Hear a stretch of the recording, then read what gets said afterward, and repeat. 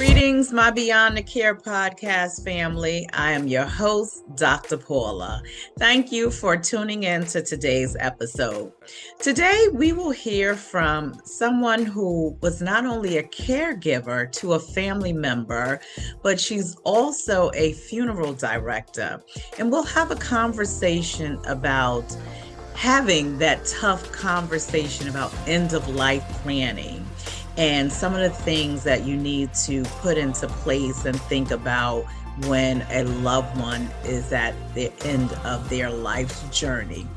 It's a difficult conversation. We usually don't like to talk about death and dying, but it's important that we have these tough conversations to honor and respect one's wishes.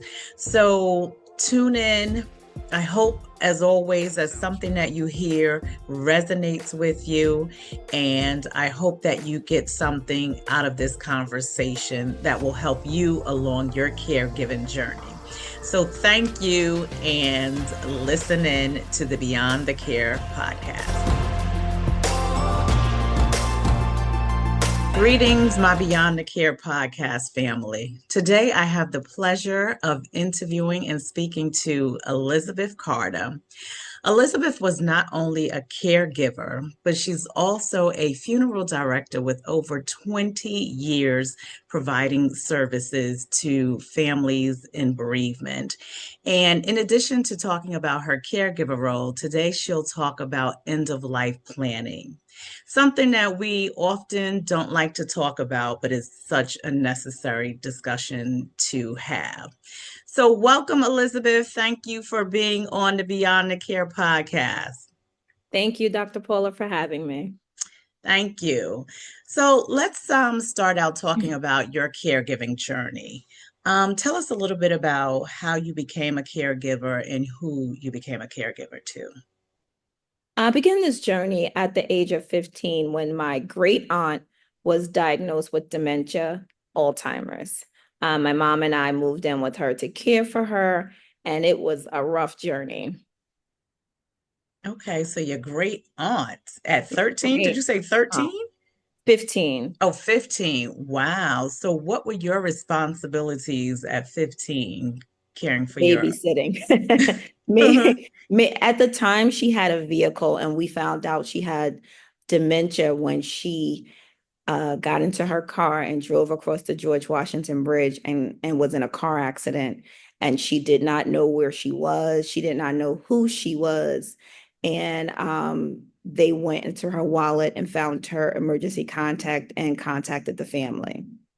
Wow, that had to be extremely scary. It was. And, Mm-hmm. we realized we had to get rid of the car because with the car, she hid a set of keys. So we took a set of keys, and then she had a set of keys hidden, and Mm-hmm. she would sneak off. And then she was driving around Patterson, and the same thing happened. She was pulled over by the police, and she knew she was going to her boyfriend's house, but she didn't know who she was. And they called the emergency contact, and we realized we had to take away the car because she was going to keep driving, and it was very dangerous. Wow. So at such a young age, as a teenager, you were put into this role to help your mom Yes, care for a family member. And so many of us in our community are just thrown into the roles of caregivers, something we didn't plan, but just something that happened and that we have to do. So exactly. so fast forward, I know you were also a caregiver for your mom. Tell us a little bit about that experience. Well, my mom was completely healthy. She was never a sick woman.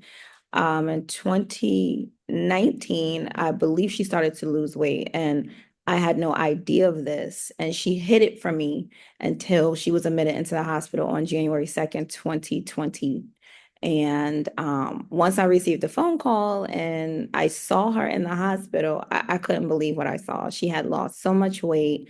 And at that point, she was no longer mobile. She couldn't use her hands. Well, she could use her hands, but not her arms or her legs. And She had four children, but it was me that took the sole responsibility of literally moving into the hospital and being right by her side to take care of all of her needs. Hmm. So your mother was in the hospital and you were caring for her. Did at any point you bring her home with you and care for her, or was it all hospital based? She well, this was during COVID, so you knew everything Mm, shut down. And I tried to see if she would get better. So we transferred her to the rehabilitation center. And I was doing drive-bys, when you hear those stories of people visiting their loved ones from the window. We did that for about 4 days. And then she said to take me home. And she kept saying to take me home.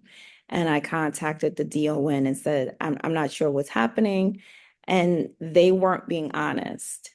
And I had to make an assessment. What are my choices here? And they said palliative care or hospice. I said I choose hospice because I knew by choosing hospice, I will be able to be with her until her last breath.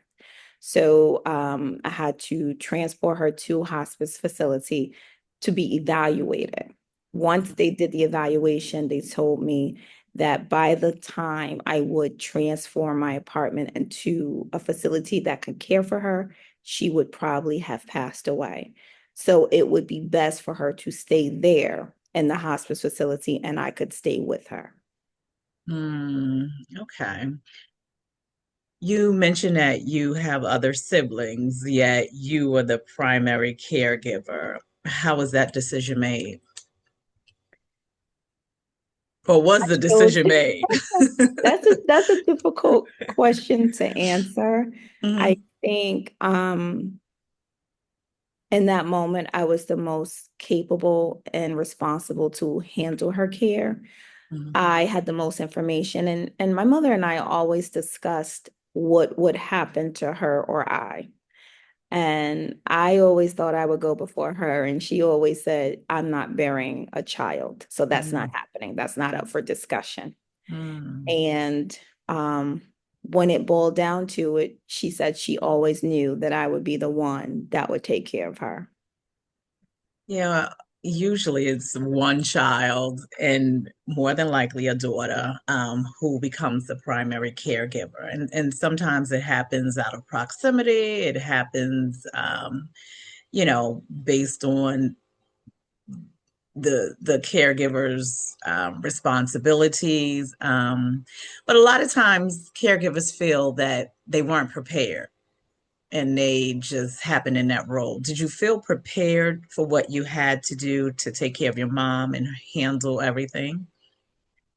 As a licensed director, I was wearing my business hat. So I Mm, understand what it means to prepare for final decision making. I knew I had to be proxy. I knew I needed to be the power of attorney. I also knew that I needed to have her establish a will so that in the event when she did pass away, there would be no problems with the family or the state of New Jersey because mm, with the state I didn't want to have to go into surrogacy and probate court without a will. So there were steps that I took once I realized and found out from the doctor that she was terminally ill that we began to work through the process and establish things so that there were things in place to prevent any mishaps along the way. hmm. So yeah, so I guess you had, I don't want to say the advantage, but just the knowledge because of your role as a funeral director of what to do.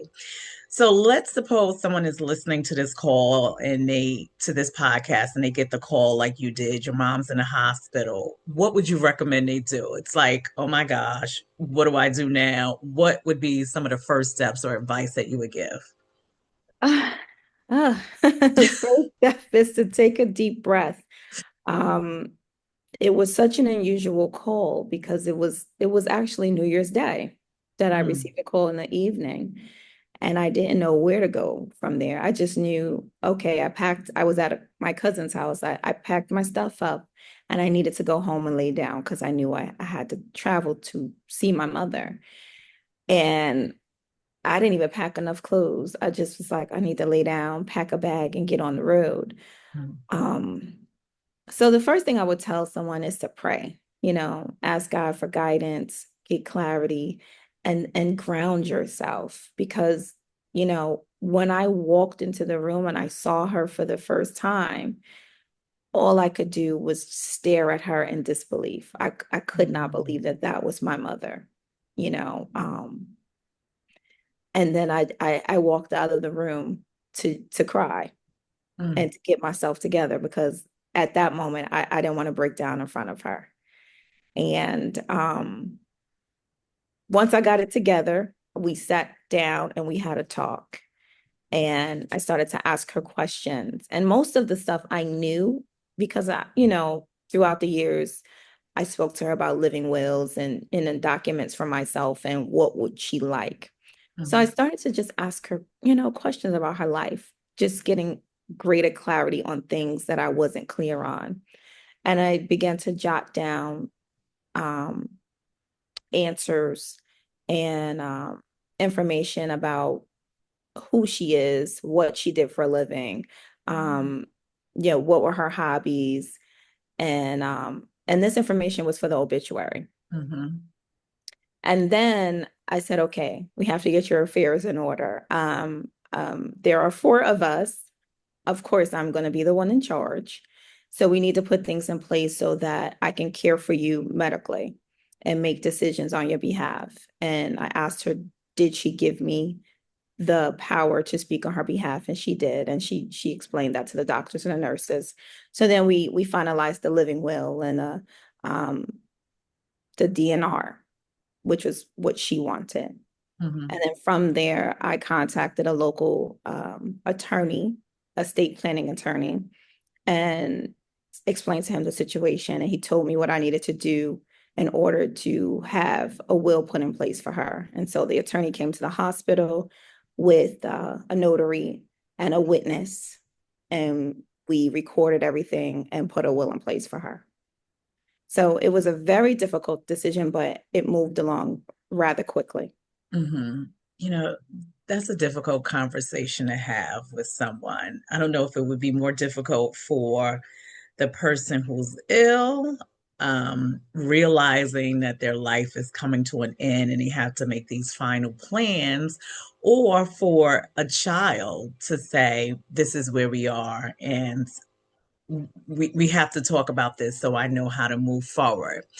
So again, you have experience as a funeral director. How does someone have that conversation? It's not easy. I think it's never easy to speak to someone about their end of life planning, Mhm, but it's necessary. And when we remove the obstacle of what death is and think of the reality of what comes without planning, then we can have honest conversations. Because if you don't talk about this and you end up intestate, which means that you do not have a will, and your estate has to be probated by the state of New Jersey, and taxes have to be paid, and people have to be put in place, then it becomes a big mess. Then it becomes mhm. a power struggle, especially when there is more than one child involved. So Okay. we have to think about it from the responsibility aspect and not from the emotional aspect. Mm-hmm. And you can have a conversation that doesn't have to be heavy. It can just be, hey, girl, or hey, mom, or hey, daughter, if something were to happen to you, what would you like? I know you want to be buried in pink, Paula. And, how would you want your hair? If we just start the conversation from the aspect of something that is lighthearted and then get into the details, it doesn't have to be heavy. That's good advice. What types of questions should one ask if they were faced in a situation where they were close to the end of life, planning? What are some of the things that one should know? What are your wishes? Hmm. Do you know how you want to be celebrated? What is that for you? Do you want to have an open forum of a celebration or something private? Would you like to be cremated or buried or entombed? Some people they think outside the box. They want to have different type of ceremonial planning. We want to have a party. We want to um, play favorite songs and, have a dialogue about it. Don't make it heavy because as soon Mhm. as you say, okay, well, we know you're dying Mhm. and somebody got to be in charge, it will shut down the conversation. Right, But if right. if you say, Mom, I'm your favorite, and make her smile, or Dad, Mhm. I'm your favorite, or whomever it is, and you make it a lighthearted gesture, it takes away the heaviness of what's coming next. It allows them to know, I trust you and you trust me. And once we've established that baseline of trust, then you can get into the conversation and not make it such I can't even think of the Like word. emotional, and you Don't said it make it heavy. so emotional that way Hmm. you're both crying and and unable to get through the process. Just come at it from a lighthearted standpoint. Mm, okay, that's good advice. One of my sisters always jokes, but we know it's kind of real, that at her Mhm. funeral, instead of flowers, she wants edible arrangements because she knows everyone will be hungry and you can just Okay. walk up and pick out a piece of fruit and eat it because she says everyone will be hungry. I mean, she jokes about it, but we're like, You're serious. okay, she's serious. Right, right, right. And that's personalization. That's, Hmm. you can go into a funeral home and that's a part of the branding. If that funeral home specializes in personalization, then they'll have edible arrangements all around the chapel, and people will Mm-hmm. be able to walk in and have a bite while they view and chat. Mm-hmm. So earlier you mentioned having your affairs in order.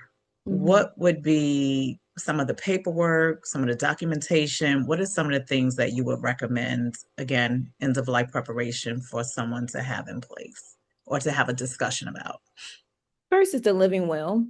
What are your desires while you're still living? The second would be power of attorney, who is going to speak on your behalf for all of your important decisions. And then there needs to be a medical proxy. So it can be the same person or not. It's just how they would like to handle the business. So the medical proxy speaks on everything medical, how you are to be cared for in a facility or in a on a hospice facility, hospice care, and or making important medical decisions. So if you have a DNR and you don't want to be resuscitated, making sure that person is able to make that decision. And that's one of the things people don't think about. When you put someone in place to say, I don't want to be resuscitated if something happens to me, that person has to be strong enough to put Mhm. aside their emotional feelings and desires and actually make that decision. Right. Mhm. The other thing is a will, making sure that if you have assets, bank accounts, insurance policies, any important legal documents that need to be passed through probate court, you need to have a will and an executor or executrix assigned to that will. That person has to be someone you can trust that will make sure that the will is carried out according to your wishes. For those that have a husband or a wife, and a lot of times people these days are separated or estranged, you have to have a funeral agent. The funeral agent is the person that can make all decisions regarding your funeral. Now, you Mm. could be married and your husband is not your funeral agent. You can name your child or a friend or someone that you really trust because you don't want the case of next of kin to make decisions for you if it's not necessarily in your best interest. So the funeral agent will act on your behalf and Okay. they're able to make all decisions regarding the funeral arrangements. And I think that's basically it. That's a good start. Okay. And I know we kind of dove right into the funeral planning just as the nature of the conversation. We kind of moved away from your role as a caregiver. But this is good information to know because, again, like I said, this is something we don't often want to talk about. We're scared of death. We're scared to have these conversations. They're not easy conversations. So thank you for providing that information. So I kind of want to circle back a little bit to your role as a caregiver. Um, you're in the your mom is in the hospital, and it was a difficult time emotionally for you, and I know this from personal experience. Um, what what got you through it? How did you deal? What were your coping mechanisms or strategies? Um, so while she was there, she had a lot of visitors from the hospital that would walk, volunteers, I would say, that would come by and visit with her. And one of the volunteers brought her a coloring book and some crayons. And when I came into the room from work, I said, "What is this?" And she said, "Oh, the people came by and they left this for me, and I figured you could use it." And so when I would be sitting and she's going for tests and everything, I started to color. And it took my mind off of everything that I was thinking about and dealing with in that moment. And it helped me pass the time without focusing on what was coming next. And that became my coping mechanism. While she was there, was really at the height of COVID going into the pandemic. So um there weren't, I mean, a lot of people didn't visit her. She didn't like a lot of visits. So she had certain people on her list that she would allow to come see her. And one of them happened to be a good friend of mine from high school and her mother. And her mother and my mother, we were very good friends in high school, but they never met. And so they met while she was in the hospital. And then they became very close. And so she would spend time with her while I was at work. I also had someone that sat with her during the day while I worked. So she was the daytime, I would say, nurse's aide. So she sat with my mom and she talked to her and she would get her, whatever she needed while the nurses were busy because the hospital is very short staffed. So she had particular needs and she needed someone to be with her. So um, I had to pay someone to sit with her during the day until I got off work. And then I would be on duty all night until the next morning. So, coloring and just talking to her. I took a lot of videos and photos when I was with her. I got to spend a lot of time with her that I hadn't spent with her after she moved away. So it was great. We got to talk a lot. I really got to understand her better as a person. And we had a lot of laughs. We had our moments. I did more crying than she did. I will say that she never broke down in front of me. And I don't know. She was so strong to the very end, and she was always the same. She said it's God is in control.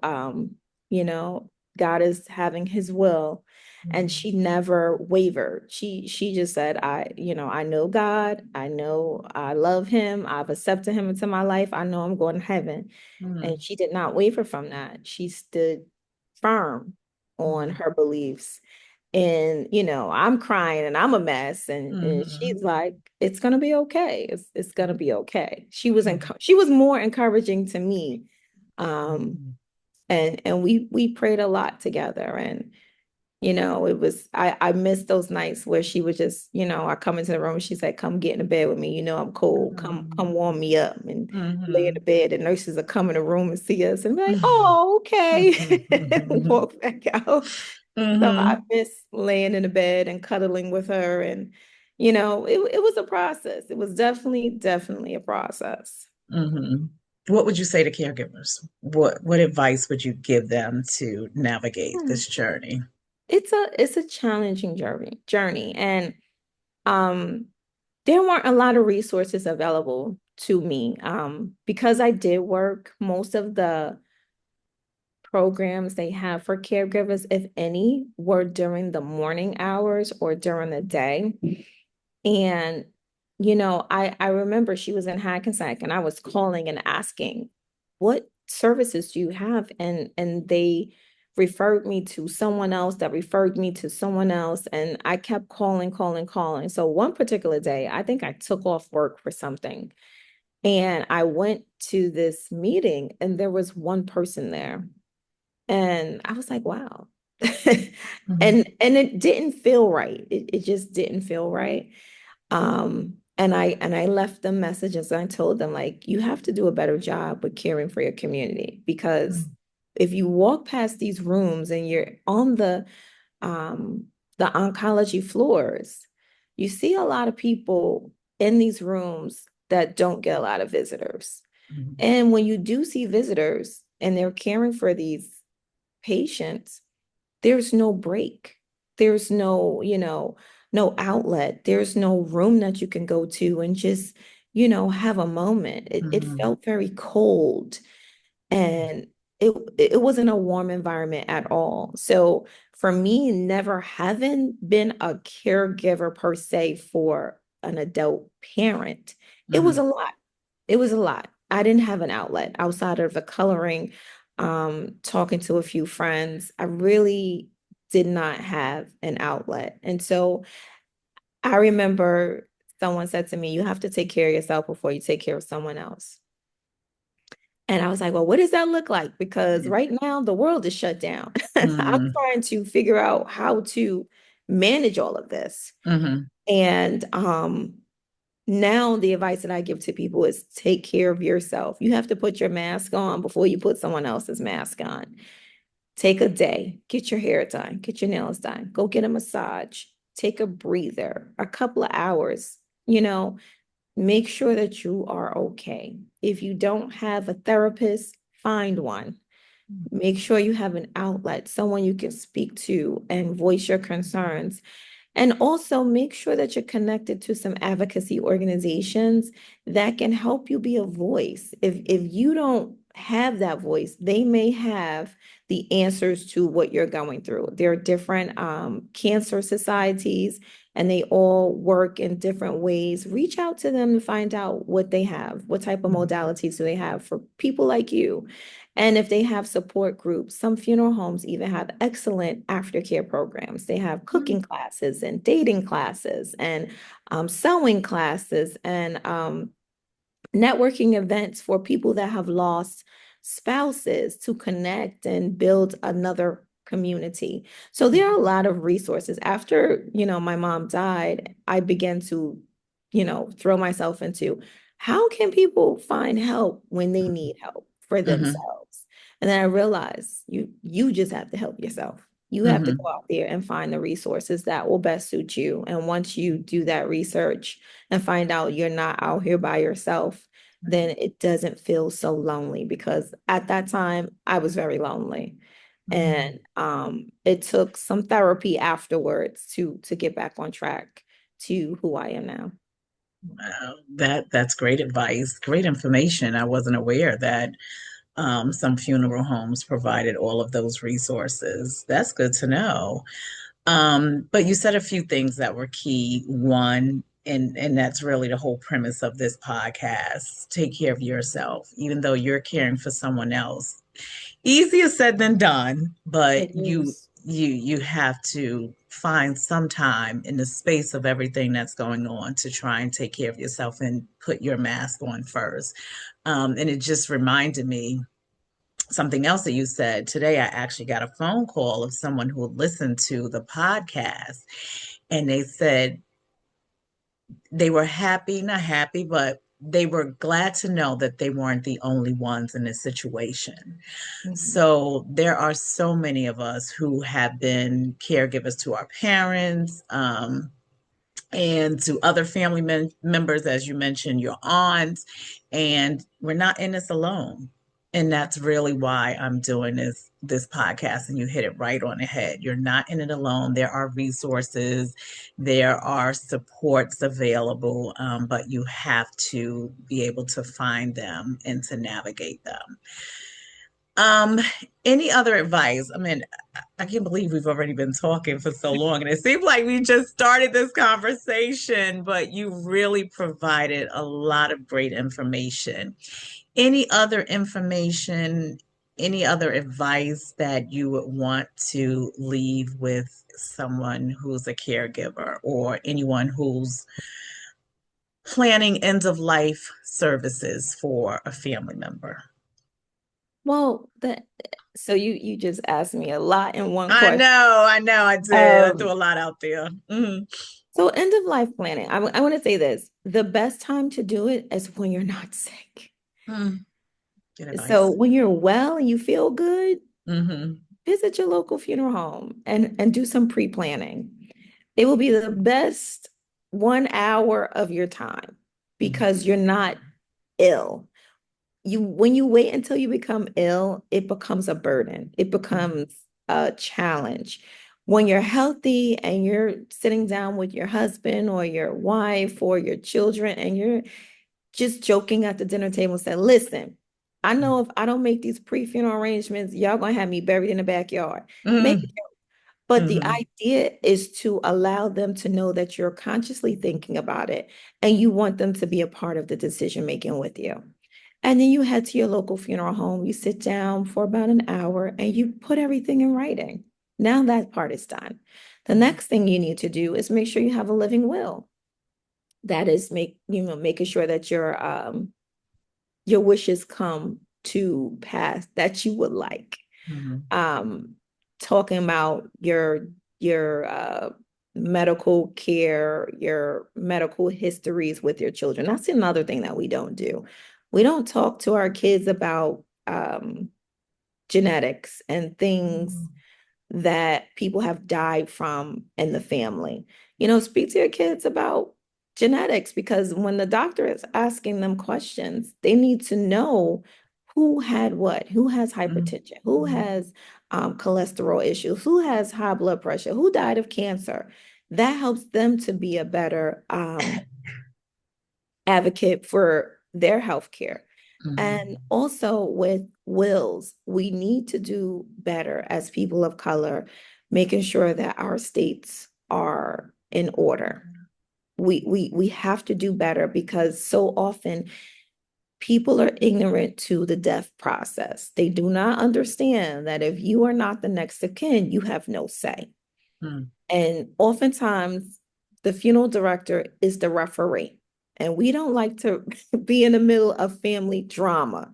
Hmm. So if you have these documents in place, it alleviates the tension. It's stated in writing. This person makes a decision for this. This person makes a decision for that. My husband is going to receive X amount of dollars. My children receive this. It lets everyone know where they stand in your life as far as financially. So it alleviates what people think they should have and what Hmm. they really are entitled to. Hmm. Um, as far as caregiving and taking care of yourself, I think it's never an easy task. And we don't ask to be caregivers. I don't think anyone that I know that was a caregiver volunteered willingly. It became a situation of necessity. And when you jump into something that you have no idea what you're doing, you're figuring it out. And most often you're doing it by yourself. And that's why I said, having been a caregiver, you have to take care of yourself. It is easier said than done. There are a lot of resources at first, but once you tell someone what you're going through, or actually go to the computer and start to look up what resources are available to you, you can find a community of others just like yourself that Hmm. are going through the same thing, and they will be your best advocates. They will be your new family, your new friends, your new therapist Hmm. because Hmm. you Hmm. can have someone to lean on as you go through the process and you're not out there by yourself. So, I mean, I think this is great that you've brought this forward for each and every person listening to this. Um, you are not alone. If you are a caregiver, kudos to you. You will be blessed richly in life. God will keep you. He will always provide for you because, when you're taking care of someone else, that is the most humbling Mm. experience ever. Yes, indeed. You're sacrificing everything for the life of someone else, for the care of someone else. And that is what love is. Love is an action. Love is not a noun. It's not a person, place, or thing. It is what we do. It is how we show up. It is how we care. So, God bless you. God will keep you. And I wish you well in your journey as a caregiver. Well, I think I can just drop the mic right now because there's no more to be said after that. Wow. Thank you for those words. Thank you. I think you really summed it up. And I know. I just feel like we kind of just touched on it. Like there's so much more we can talk about. So I'll have to have you back on again. One of the things that you just made me think about is having those conversations about genetics and family history, medical, and that's so important. That's something I hadn't thought about, but that's definitely a topic I'll need to explore. Even just thinking in the past few weeks, I had to go to the doctor for something. I had to call my sister and say, did mommy or daddy have this? Or, do we have a family history? So that's key.